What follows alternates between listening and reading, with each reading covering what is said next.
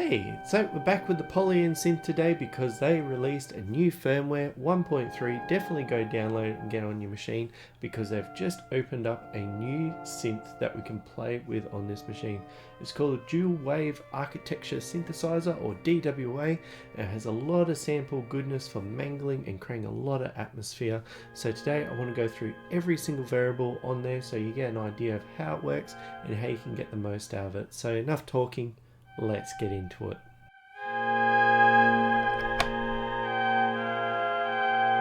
Alright, we are here with the Polyend Synth, and today we are looking at the DWA synthesizer. So that stands for Dual Wave Architecture, and might just look like a simple one-shot machine, but when we start going through all the variables, you're going to start realizing how much you can mangle a sample. And me personally, I enjoy using trackers to mangle tiny little samples and make really cool soundscapes.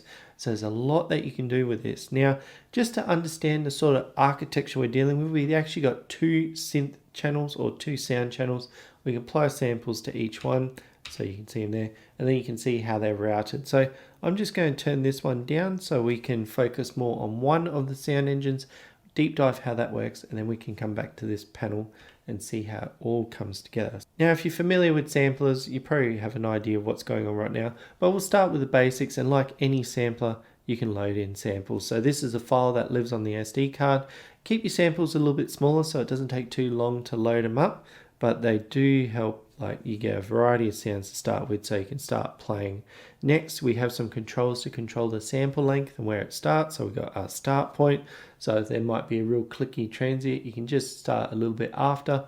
Or if you're trying to find a loop point, so you just got more of an oscillator sampler, you can do something where you move it a lot forward. Same with the end, you can bring that really close. So that stops where the sound ends. So there's no more sound playing after that, but you keep it relatively out of line and you get most of the sample there anyway. So next I'll start with the loop start and stop. So this is how we can set up a loop point.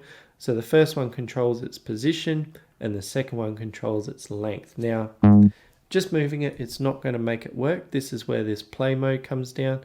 So you can just shift it one and now you got a loop point. You probably hear that click. We're going to talk about that in a little bit later, but we have a few other modes. So it's like this sync loop.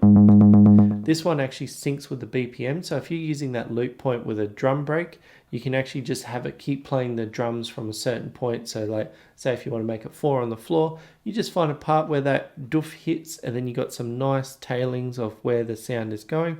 You can set that up and it'll keep looping and it'll create a really nice drum groove in the background. And then you have ping pong. So this one, it'll play the sound until it hits that back point. And then what it'll do is it'll reverse and go forward. So the loop usually just goes near and then comes back to the start again and keeps moving forward. So that's how we can set up a loop point. And the other part too is we can have how it's playing through. So if you have it forward, it's going to play like a normal sound going forward.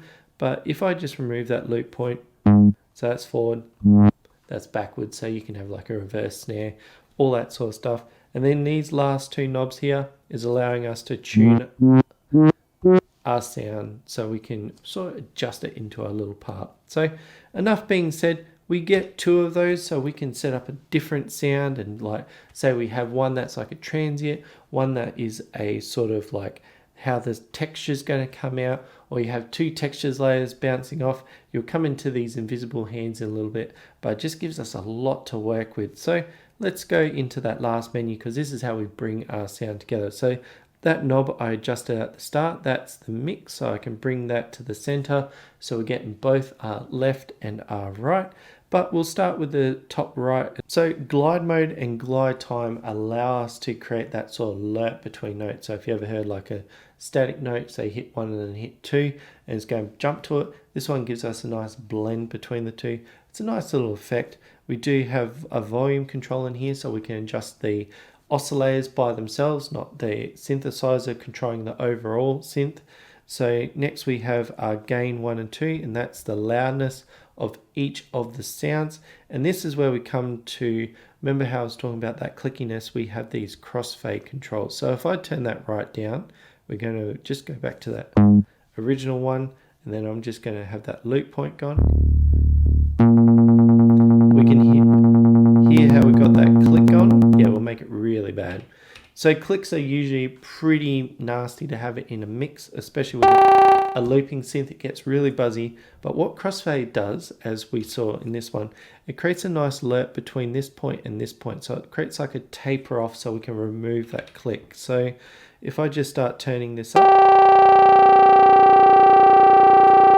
it creates that blend. And then as you get to lower points, like you want to try and find a part that is nice that's going to loop, but you can create some really cool textured effects, but this one allows us to remove the click. And this last one, pan spread, because we've got two oscillators and we've got it set to 0, they're both going to play on the left and right field like they are, but as we go about and then turn that up, it's going to separate those two oscillators, so one comes from the left and one comes from the right.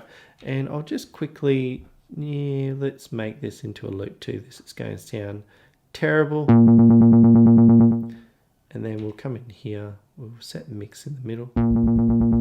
Oh yeah, that sounds bad, but as you can hear, there's splitting between the two speakers, so really nice effect. And that's really the oscillator or the engine of the DWA. Now, like any good engine, it's really nice to have some sort of filter to sculpt it in. Like some of those sounds can get quite buzzy, especially when you're mangling something and just turns into a buzzy mess. But we can use this to really sculpt in the sound and control it. So we do have a few different types. Like we have 2 different low pass filters. We have a high pass, we have a band pass, and we have a notch. And we can manually just control it the way we are. Or we can use the filter envelope here to adjust it through this knob as well. So it's sort of like invisible hands, but we can also use note tracking. So this applies this grid as a sort of another variable. So low notes is going to be a low number, high notes is going to be a high number, and it's going to apply that to our sound the way they are. So that's really how the filter works. So we have a few different invisible hands. So we'll start with our amp envelope. So this allows it to be like a one shot, but we can use the attack to slowly bring it in. And then we have our decay and sustain. So it'll and then come back down to where it's supposed to be. And then we have release, which is a nice way. So when we let go of the button, it's just going to sit there and keep playing on compared to, and then we let go and it's going to stop completely. So they are ADSR envelopes. They're really handy to control things, and we do get one for the filter, but we also got a floating one that we can route anywhere, and we're going to talk about that in the mod.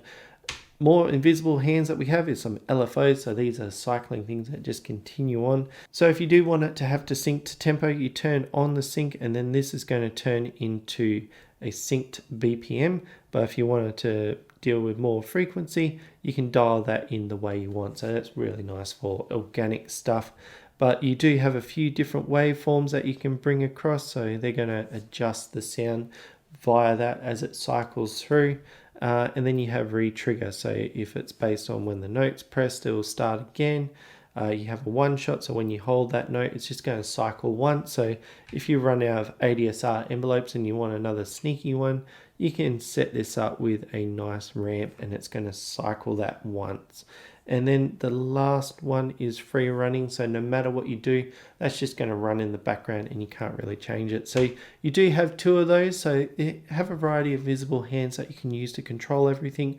But if you hold shift and go mod, we do have our nice mod matrix, and we have 6 ways that we can route the ADSR and the LFO around into that engine. So we do have a variety of different points in here that we can start manipulating. Maybe you want it to go from buzzy to soft, so you can adjust the crossfade, but you can route that in here by going in and choosing which points you want to adjust and then applying the amount when you scroll that one up. And that's really the engine itself. So that's enough about the invisible hands part. We want to have some more hands on here, and that's where these C knobs come in. So they've got some parts already lined up and they're going to route around. So the way we adjust these is click the rotary encoder here, and we want to go to macros. So these are already been set up, but we can come in here and see how it's already got something in there. If we want to adjust what this macro does, we press this button and then we just got to touch the rotary encoder. So maybe I want to adjust the tune. So we can have 5 of these lined up. We can edit the name and definitely name it, because when you're adjusting the knob, it will put the name up on the title. So it just helps out being able to name things. And what I would recommend is you have your bass sound all set up and you're really liking it, and now you want to add some extra controls and shift it from A to B. So it's good if you just come in here and just set that fully, come back into the macro, so the sound that you're adjusting here, because when you start adjusting the rotary encoders, you're going to get that B slot, and then you can come back out and then go from A to B, and you can hear everything in between. And you can do that for all the C knobs, but there are some other points as well. So I've got this set up so it's 100% velocity, but you can have it so that becomes a invisible hand that controls the sound, and then you have aftertouch. So if you hold down a sound, see how it's flashing, you can use that to adjust the sound as well. So you have a variety of different options, and what I find really cool about this one is the sort of textures that you can get out of it.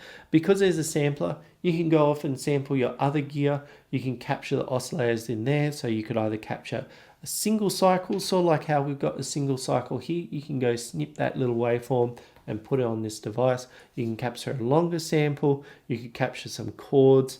You can go outside and get some textures using a field recorder, but you can get a lot of little sounds, put it on this thing and start really getting the most out of it. But I think that's a lot of talking. Let's have a listen to some of the sounds on here.